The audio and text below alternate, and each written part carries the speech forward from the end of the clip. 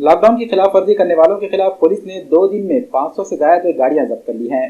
Corona से बचने के लिए लगाए गए लॉकडाउन की वजह से लोगों को शदीद मुश्किलात पेश आ रही है। लॉकडाउन की वजह से कारोबार बंद पड़े हुए हैं और लोगों के पास अपनी जरूरतों की तकमील के लिए वसाइल की कमी महसूस हो रही है। ऐसे में कई लोग मजबूरन घरों से बाहर निकलकर किसी न किसी तरह रोजगार के हुसूल के लिए दौड़ धूप करने की कोशिश कर रहे हैं। वहीं दूसरी तरफ पुलिस ने भी लॉकडाउन पर सख्ती से अमलआवरी शुरू कर दी है। बिला वजह घरों से बाहर निकलने वाले अफराद के खिलाफ अब सख्त कार्रवाई की जा रही है। पुलिस ने पूरे शहर में 40 से ज्यादा मकामात पर चेक पोस्ट बना दिए हैं और तमाम रास्तों को बैरिकेड लगाकर सील कर दिया गया है, जिसकी वजह से कहीं भी जाना है तो चेक पोस्ट से होकर ही गुजरना पड़ रहा है और चेक पोस्ट हर एक गाड़ी को रोककर जांच की जा रही है कि कहीं कोई गैर जरूरी घूमने फिरने के लिए घर से तो नहीं निकला है। ऐसे में जो लोग बिला किसी खास वजह के घरों से निकलते हुए नजर आ रहे हैं, इनके खिलाफ न सिर्फ जुर्माना आयद किया जा रहा है बल्कि इनकी गाड़ियां भी जब्त करके पुलिस हेडक्वार्टर में जमा की जा रही है। जुर्माने की रकम 500, 1000 और 1500 रुपए पर मुश्तमिल है। इतलात के मुताबिक लॉकडाउन के दौरान पुलिस ने शहर के मुख्तलिफ मकामात से जुर्माने के तौर पर 1 करोड़ से जायद की रकम वसूल की है। पुलिस ने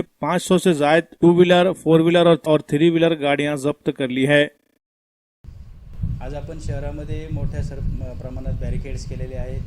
बाहेर सुद्धा नाकाबंदी चालू आहे. फिरणाऱ्यांची संख्या जास्त आहे, पण काल आणि परवापर्यंत आपण जवळजवळ 70% बेकायदे म्हणजे असे फिरणाऱ्या लोकांवरती आपण कंट्रोल आणलेला आहे. त्यामध्ये 2 महत्त्वाचे मुद्दे होते. बॅरिकेड्स केल्यामुळे खूप दूरपर्यंत त्यांना फिरावं लागत होतं आणि त्यामुळे वाहनांवर ते कंट्रोल आला. दुसरं, दंडनीय कारवाया ह्या आमच्या दृष्टीने अतिशय महत्त्वाच्या ठरलेल्या आहेत.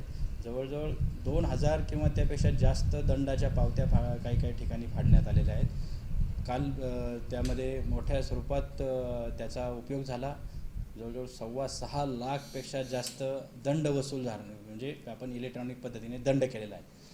पोलिसांचा दंड वाढावा हा उद्देश नाही आहे किंवा त्यातून काही करायची गरज नाही, पण लोकांच्यावरती एक दंडनीय कारवायातून एक मेसेज लोकांना आम्हाला द्यायचा आहे की अशा पद्धतीने जे तुम्ही विनाकारण फिरतायत त्यांना आम्हाला कंट्रोल करायचं आहे. आज शहरातील अशा ज्या गरजू लोक आहेत, अत्यावश्यक सेवा त्यांना पाहिजे आहे किंवा त्यांना घरातून बाहेरच पडावं लागतं, या दृष्टीने माननीय पोलीस महासंचालक साहेबांच्या